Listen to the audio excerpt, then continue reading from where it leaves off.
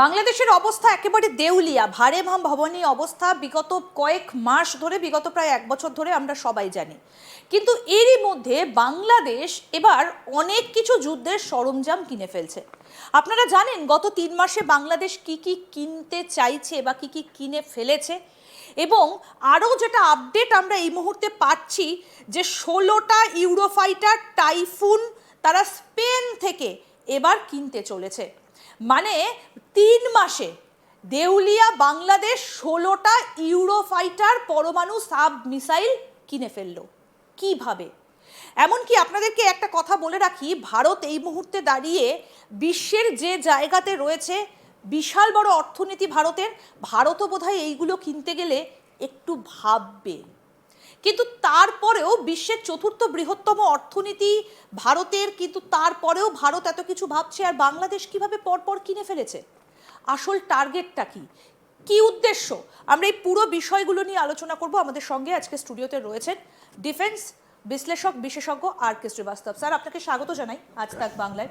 Sir, এটা কিভাবে সম্ভব হলো, যেটা ভারতকেও দুবার ভাবতে হচ্ছে, বিশ্বের 4র্থ বৃহত্তম অর্থনীতি হয়েও কিভাবে এটা ভাবছে?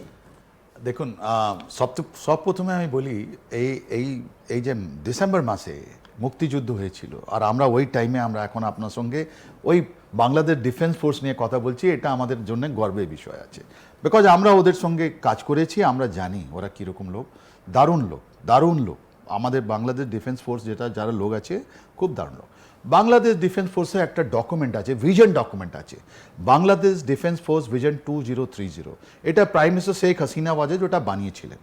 ওর মধ্যে দিয়েছিলেন কি কত টাকা, কিভাবে আমরা এক্সপেনশন করব, কি ইকুইপমেন্ট আনবো, কিভাবে আমরা পুরো জিনিসকে আরও মডার্নাইজ করে তুলবো, আর ওটা কি করে আমরা ওখান থেকে টাকা আর্ন করতে পারবো। বিকজ আপনিও জানেন আজকে ডেটে Bangladesh defence forces maximum contributor আপনার ইউএনএ আছে। তো এটা ভিশন ডকুমেন্ট ছিল। এই যে গত 3 মাসে যেটা আপনি কথা বলছেন, এই 3 মাস আর জানুয়ারি মাস থেকে আমি বলতে পারি মোটামুটি একটা টেকটনিক শিফট বলছি আমরা, একটা জবরদস্ত শিফটিং হয়েছে। আপনিও জানেন যে বাংলাদেশ ডিফেন্স ফোর্সে এই যে চাইনিজ ইকুইপমেন্ট বা ওদের যে ডিফেন্স ইকুইপমেন্ট আছে, ওর মধ্যে 60 to 72% যেটা আছে ওটা সব চায়না থেকে এসেছে। যতগুলো, ওটার মধ্যে সাবমেরিন হতে পারে। আমি একটু দর্শকদেরকে স্যার বলি যে 3 মাসে মানে বিগত কয়েকদিনে বাংলাদেশ কি কি কিনবে বা কেনার জন্য ইচ্ছে প্রকাশ করেছে। আচ্ছা, সব থেকে বড় কথা, আমার কাছে টাকা থাকলে তবেই না আমি দোকানে যাব জিনিসটা কিনতে, ব্যাপারটা সেই রকমই। আপনাদের বলি, স্পেন থেকে 16টা ইউরোফাইটার টাইফুন, C-295 পরিবহন বিমান স্পেন থেকে 2টো, C-130J ইউকে থেকে 5টা, Mi-171SH হেলিকপ্টার রাশিয়া থেকে নিয়েছে। তারপরে আপনাদেরকে বলি, বাংলাদেশ নেদারল্যান্ড MOU স্বাক্ষরিত হয়েছে নৌ প্রতিরক্ষা সহযোগিতার। এর পাশাপাশি আরও একটা গুরুত্বপূর্ণ বিষয় এখানে বলবো, বাংলাদেশ এবং আমেরিকার দ্বিপাক্ষিক প্রতিরক্ষা একটা আলোচনা হয়েছে 10 এবং 11ই ডিসেম্বর। এবং আর কি কি কেনার চেষ্টা করছে সেটা হচ্ছে UH-60L ব্ল্যাক হক হেলিকপ্টার এবং জাভেলিন অ্যান্টি ট্যাঙ্ক মিসাইল, এটাও কেনার একটা প্রচেষ্টা, অনুসন্ধান চালাচ্ছে বাংলাদেশ।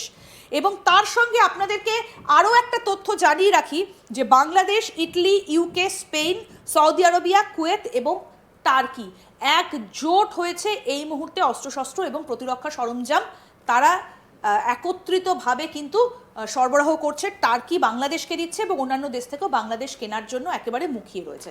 স্যার, যে বিষয়টা নিয়ে আমরা কথা বলছিলাম, যে আসল উদ্দেশ্যটা কি? Very nice. এটা দেখুন, দুটো উদ্দেশ্য হয়। একটা হয় যে যেটা দেখা যাচ্ছে, আর একটা যেটা দেখা যাচ্ছে না, এম প্লাস বা ইন্টেন্ডেড আলটিমেট অবজেক্টিভটা কি। মানে আমি যেটা এটা ধ্বংস করি তাহলে ওর ইম্প্যাক্টটা কোথায় হবে, রাইট? আপনি এটা তো হতে পারে কি ওটা ইন্টারনাল ডোমেস্টিক যেটা অডিয়েন্স আছে, যেটা খুব কম, 17 কোটি বাংলাদেশের মানুষের মধ্যে অনেক কম লোক ওরা অ্যান্টি ইন্ডিয়া আছে। তো এই যে বাংলাদেশের মানুষকে একটা অ্যাপিসমেন্ট করার জন্যে ওরা এতগুলো জিনিস আপনার মিডিয়াতে তুলে ধরছে কি আমি এয়ারফোর্স, আমি নেভি, আমি আর্মির জন্য এসব কাজ করছি, আমি ড্রোন আনছি, আমি ইলেকট্রনিক ওয়ারফেয়ার জিনিসগুলো আনছি। কিন্তু ওর রিয়েল টার্গেটটা হলো চায়নাকে অ্যাটাক করার জন্য। আজকে আপনি যতগুলো কান্ট্রির নাম বললেন, দেখুন, আমেরিকার নাম বললেন, আপনি স্পেনের নাম বলছেন, আপনি ইটালির নাম বলছেন, আপনি তুরস্কর নাম বলছেন, রাইট? আপনি পাকিস্তানেও নাম বলছেন, রাইট? এরা কারা? এরা সব ন্যাটো কান্ট্রি, এটা তো আপনাদেরই চ্যানেলে আপনাদেরই এডিটর সাহেব যিনি আছেন উনি তো নিজে এত সুন্দরভাবে আপনারা এক্সপ্লেন করলেন কি যতগুলো জিনিস আছে ন্যাটো কান্ট্রি জিনিস, ন্যাটো কান্ট্রি যারা এখানে দিচ্ছে, তার মানে কি হচ্ছে জানেন, তার মধ্যে একটা দৌড় আরম্ভ হয়েছে বাংলাদেশ মাটিকে ওয়েপনাইজ বিক্রি করার একটা দৌড়, যার মধ্যে লোক বলছে কি যত তাড়াতাড়ি জিনিস ওখানে আমরা রাখতে পারি, আমাদের ইকুইপমেন্ট যত রাখতে পারি, ওই এলাকাটা দখল আমার হয়ে যাবে। মনে আছে তো কত বাড়ি দখল করার জন্য আগে কিছু ভিত্তি টিত্তি দিতে হয়, 2-4টা বাঁশের জিনিস দিতে হয়। তাই জন্য আপনি দেখবেন এত জিনিস, যার বাংলাদেশের ইকোনমি এত বড় নেই যে ওরা এত জিনিসগুলো কিনতে পারবে, টাকা দিতে পারবে 5 বছর 10 বছর 15 বছর 20 বছর। বিকজ চায়না যেটা আছে ও বারবার বলছে কি আমি তোমাকে এত লক্ষ টাকা বিলিয়ন ডলার আমি তোমাকে দিয়েছি, তুমি আমাকে পয়সা ফেরত করো।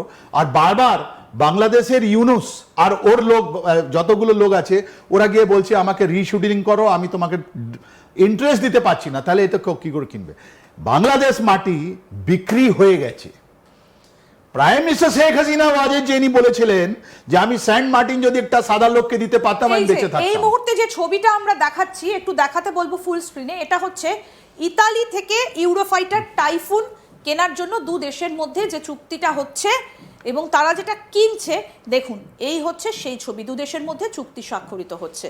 সুতরাং বাংলাদেশ এই মুহূর্তে, এবং আরেকটা বিষয় আপনাদেরকে জানিয়ে রাখি, আমি ছবিটাও একটু দেখাতে বলবো, যে অস্ট্রিয়া থেকে কিন্তু আরও বেশ কিছু সামগ্রী ইতিমধ্যেই কিনছে। কি কিনেছে অস্ট্রিয়া থেকে? আসুন সেই ছবিটা এবার আপনাদেরকে দেখাই। অস্ট্রিয়া থেকে কিনছে S-100 রোটোক্রাফট UAV, দেখুন ইয়েস, এটাই এই যে এইটা আপনার মেরিটাইম, এটা সমুদ্রের দিকে আপনার সাবলেন চালাবে, এর এন্ডুরেন্স ক্যাপাবিলিটি আছে নো ডাউট। এটা আপনার কোনো সেফ জাহাজ থেকে, নৌকো থেকে, আপনার নৌবাহিনী থেকে ওরা লঞ্চ করছে এটা, রাইট? এটাও কিনেছে। তার মানে একটা ওখানে দৌড় আরম্ভ হয়ে গেছে, এখানে ন্যাটো কান্ট্রি দৌড় আরম্ভ হয়ে গেছে কি এখানে মিলিটারি বেস বানাবার জন্য আমরা কত তাড়াতাড়ি আমরা জিনিসগুলো ওখানে পৌঁছতে পারি, পয়সার আমরা পরে দেখবো।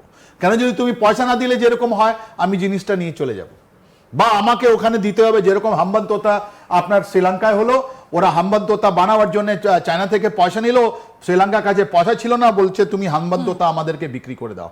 সেম জিনিস এখানে, তোমাকে এত জিনিস আমরা দিয়ে দেবো, এটা পলিটিক্স হয়, আমি তোমাকে ফ্রিতে দিচ্ছি তুমি নিয়ে নাও, কিন্তু পরে ওর মেনটেনেন্স জন্য তুমি আমাকে টাকা দিয়ে যাও বা আমাকে থাকার জন্য।